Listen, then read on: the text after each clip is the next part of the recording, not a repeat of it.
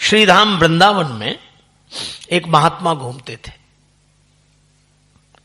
तो महात्माओं का तो घर है वृंदावन, लेकिन वो एक ऐसे विशेष महात्मा थे कि उन्हें देखकर कोई नहीं कहता था कि स्वामी जी आ रहे हैं या संत जी आ रहे हैं ना। उन्हें देखकर लोग कहते थे जज साहब आ रहे हैं, जज साहब आ रहे हैं। तो एक महात्मा ने पूछा कि इनका जज साहब क्यों कहते हैं।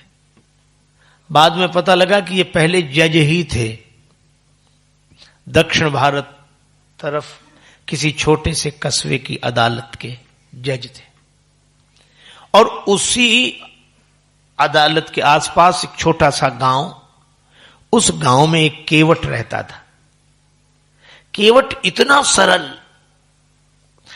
सरल कि उससे कोई भी बात पूछो, केवट भैया वो बात कैसी हुई, तो केवट कहता मैं तो नहीं जानता, रघुनाथ जी जाने, रघुनाथ जी जाने, मैं नहीं जानता।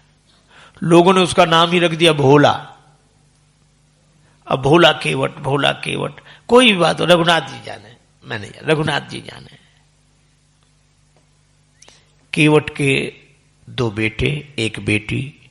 बेटी विवाह के योग्य हुई। बेटों ने कहा आप उधार ले आओ, कर्ज, ब्याज की दर तय कर लो, हम लोग कमाकर वापस कर देंगे, बहन का विवाह हो जाए। गया, गांव के सेठ जी से 200 रुपए उधार लिया। उस समय ब्याज की दर तय हुई। बेटी का विवाह हुआ धूमधाम से। बेटी ससुराल के लिए विदा हुई और केवट ने भी घर छोड़ दिया। गांव में एक रघुनाथ जी का मंदिर था, उसी मंदिर में रहने लगा। रघुनाथ जी का दर्शन करता, झाड़ू लगाता, बर्तन मलता, कीर्तन करता और राम जी को देखकर प्रसन्न रहता। कोई पूछे केवट भैया रघुनाथ जी जाने, तो तुम्हें कोई चिंता नहीं। काहे की चिंता, हमारे साथ हैं रघुनाथ, तो किस बात की चिंता। और चरण में रख दिया जब माथ, तो किस बात की चिंता। किया करते हो क्यों दिन रात तुम बिन बात की चिंता, किया करते हैं जब दिन रात वो हर बात की चिंता। ऐसा मगन मस्त, और कुछ जानता ही नहीं था। रघुनाथ जी जाने, बस यही जानता था। बेटों ने कमाई की, 200 रुपए ब्याज पिताजी को दिया। गए, 200 रुपए वापस किए, ब्याज की दर से पैसा वापस किया। सेठ जी ने रसीद लिख ली कि पाई पाई पैसा प्राप्त किया, दिया। केवट से कहा पढ़ो इसमें क्या लिखा है। केवट बोला रघुनाथ जी जाने, मैं तो कुछ नहीं जानता। सेठ के मन में आया पाप कि इससे तो दोबारा लिया जा सकता है पैसा। सो बोली कागज हमें दे। वो रसीद तो रख ली, बही में रख दी और एक कागज पर ऐसी कुछ लिख कर दे दिया। पानी ले आओ, पानी लेने गया तब तक वो कागज ले। केवट ने सोचा कि वही रसीद होगी, जो पढ़ा लिखा तो था नहीं। आया, रघुनाथ जी के चरणों में रसीद रख दी, प्रणाम कर लिया, आपकी कृपा से कर्ज पट गया। जिस कमरे में रहता था उस कमरे में वो रसीद रख लिया, अलमारी में आराम से।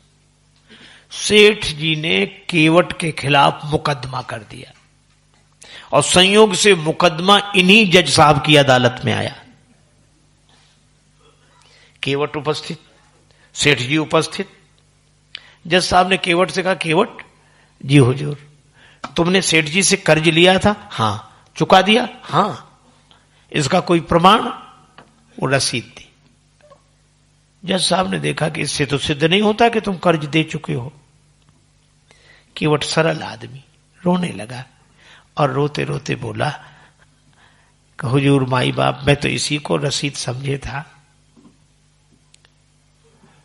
जो उसके रोने पर जज साहब को दया लगी, बोला अच्छा रो मत, तुम ये बताओ जब तुमने पैसा वापस किया तो तुम्हारे और सेठ जी के बीच में कोई और था? तो रोकर बोला कि सिवा रघुनाथ जी के और कोई नहीं था। अब उसने तो लिया भगवान का नाम और जज साहब ने समझा कि रघुनाथ जी इनके गांव के कोई रहने वाले होंगे। बोले अच्छा तुम जाओ।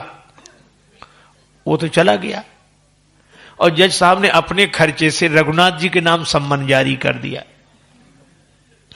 और केवट से कहा था कि अगली तारीख को आना। अब वो पूरे गांव में चपरासी फेरे सम्मन लिए। संयोग से उस गांव में रघुनाथ जी नाम का कोई आदमी नहीं था। अब वो बड़ा परेशान, किसी ने कहा कि साहब रघुनाथ जी का मंदिर जरूर है। चपरासी बोला वही बताओ। गया सो पुजारी जी बाहर बैठे, सीताराम सीताराम कर जो उसने पुजारी जी को देखा, सो बोला रघुनाथ जी का मंदिर यही है? पुजारी बोला तो ले। देखा पुजारी जी ने कि सम्मन आ गया, भगवान ने ही बुला लिया। सो पुजारी जी ने सोचा जब भगवान ने बुला ही लिया तो हम काहे को वापस करें। हस्ताक्षर पुजारी जी ने कर दिए और वो समझा कि यही रघुनाथ जी हैं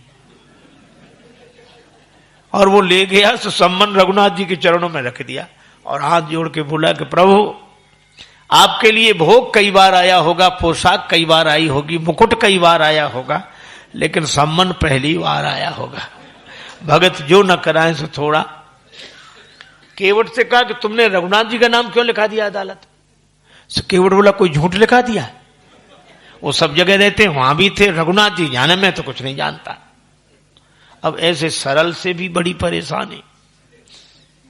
पुजारी जी रघुनाथ जी से बोले प्रभु इस गरीब का आपके अलावा कोई नहीं है, आप जरूर जाना। और केवट यही कहे दीन दयालु सुने जब ते तब ते मन में कछु ऐसी बसी है, टेरू कहां और जाऊं कहां बस तेरे ही नाम की फेंट कसी है। तेरो ही आसरो एक मलूक नहीं, प्रभु सो कोई और जसी है। ए हो मुरारी पुकारी कहो अब मेरी हंसी नहीं, तेरी हंसी है। और गावे प्रभु बिन संकट कौन निवारे, प्रभु बिन संकट कौन निवारे।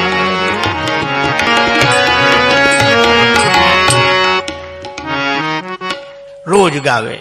तारीख आ गई, पुजारी जी ने कहा कि तुम कल समय से पहुंच सको इसलिए आज ही चले जाओ। केवट रघुनाथ जी के चरणों में प्रणाम करके पुजारी जी को प्रणाम करके चला गया। पुजारी जी के आंखों में आंसू। प्रभु बड़े सवेरे सवेरे जल्दी जागे, स्नान कराया, नए वस्त्र धारण कराए, कुछ बनाकर भोग लगाया।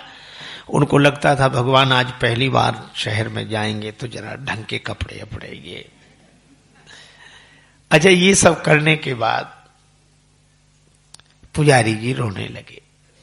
उस गरीब का आपके अलावा कोई नहीं, आप पर ही उसका पूरा विश्वास है। और सचमुच चमत्कार ऐसी ही स्थिति में होते हैं। कृपा की न होती जो आदत तुम्हारी, तो सुनी ही रहती अदालत तुम्हारी। गरीबों की दुनिया है आबाद तुमसे, गरीबों से है बादशाहत तुम्हारी। और गरीबों के दिल में जगह तुम न पाते, तो किस दिल में होती हिफाजत तुम्हारी। न मुल्जिम ही होते न तुम होते हाकिम, न घर घर में होती इबादत तुम्हारी। और तुम्हारी ही उल्फत के दृग बिंदु हैं ये, तुम्हें सौंपता हूं अमानत तुम्हारी। पुजारी जी प्रार्थना कर रहे हैं। उधर सेठ जी पहुंच गए, केवट पहुंच गया, दोनों उपस्थित। जब हाँ केवट आ गए, जी हुजूर, प्रणाम किया। अच्छा, तुम्हारे गवाह रघुनाथ जी कहाँ हैं? केवट बोला हुजूर यहीं कहीं होंगे, वे तो सब जगह रहते हैं। जज साहब फिर नहीं समझे तो चपरासी से कहा आवाज लगा। तो अदालत के ढंग से आवाज लगाई गई, रघुनाथ हाजिर है, रघुनाथ हाजिर है, हाजिर है ऐसे 3 नारे जो लगाए। तो सामने देखा एक वृद्ध व्यक्ति हाथ से इशारा कर रहा है। और वृद्ध कैसा? चाल लटपटी सी, एक वृद्ध की झुकी सी देह, दुपटी फटी सी, शीस बांधे धर धाये हैं। हाथ माह छड़ी पड़ी तुलसी की हिये माल, माथे पे रोरी चारु चंदन चढ़ाए हैं। और साहब के सामने विनीत चपरासी साथ आज रघुनाथ जी गवाह बने आए। केवट ने प्रणाम कर लिया। जज साहब ने देखा, रघुनाथ जी आपका ही नाम? जी। रुपया इन्होंने दे दिया? दे दिया। प्रमाण? सेठ जी ने रसीद लिख ली, बही में रखी, इनको यहीं रखो, सिपाही भेजो, बही बुलवा और मिल जाएगी रसीद। सर्वांतर्यामी भगवान से क्या छिप सकता है। सिपाही गया, बही लेकर आया, रसीद मिल गई। केवट बाई जित बरी हुआ, सेठ जी दंडित हुए और गवाह महाराज तो चले गए थे पहले ही। अदालत से जब जज साहब अपने बंगले की ओर बढ़ने लगे तो वहां बैठने की जो जगह थी वहां बैठे चैम्बर में उसे बुलाया। केवट बड़ा अच्छा, तो मुकदमा जीत गए, बहुत अच्छा, लेकिन ये रघुनाथ जी बड़ी अच्छी गवाही दी उन्होंने, कहां रहते हैं? केवट बोला हुजूर जहां हम रहते हैं। तो तुम कहां रहते हो? कहा जहां रघुनाथ जी रहते हैं। ये समझ में नहीं आया कहां? केवट बोला हुजूर वो जिनका मंदिर है। अच्छा, तो मंदिर इन्होंने बनवाया होगा, देखने से तो नहीं लग रहा था कि इन्होंने कोई मंदिर बनवाया होगा, या पुजारी हैं। केवट बोला हुजूर बड़ी मुश्किल है, मैं बिना पढ़ा लिखा आदमी, पढ़े लिखे लोगों को समझाना बहुत मुश्किल, तो बात तो बताओ। केवट बोला हुजूर ये वही हैं जो मंदिर में बैठे हुए हैं। अब जज साहब चौंके, मंदिर में बैठे, चपरासी को बुलाया। चपरासी थर थर कांप रहा था, हुजूर जिसने हस्ताक्षर किए थे वो आदमी ये नहीं था। अब पता लगा कि रघुनाथ जी नाम का कोई आदमी नहीं, भगवान ने ही गवाही दी। जज साहब रोने लगे, रोते रोते अपने बंगले पर पहुंचे।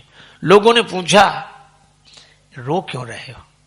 तो उन्होंने कहा सुख सारद नारद शेष गणेशहु के नहीं ध्यान में आते रहे। जो बड़े बड़े लोगों के ध्यान में नहीं आए, सोई आज विनीत अदालत में केवटा के गवाह कहाते रहे। वे केवट की गवाही देते रहे अदालत। तो क्या आपको प्रसन्न होना चाहिए कि दर्शन हो गया और चले गए, तो इसका दुख नहीं, वो तो जाते ही। तो कहने लगे सुख धोखेऊ दर्श दिए को भयो, और दुख नाहिन जो तज जाते रहे। फिर दुख किस बात का? जज साहब आंखों में आंसू भरकर बोले कुर्सी पे बना जज बैठा रहा, जगदीश खड़े समझाते रहे। मैं कुर्सी पे जज बना बैठा रहा, और जिनकी अदालत में एक दिन सबको हाजिर होना पड़ता, वो खड़े खड़े गवाही देते रहे।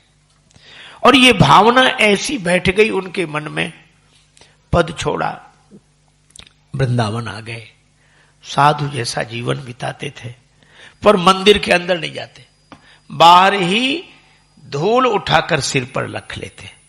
किसी ने कहा कि मंदिर के अंदर क्यों नहीं जाते?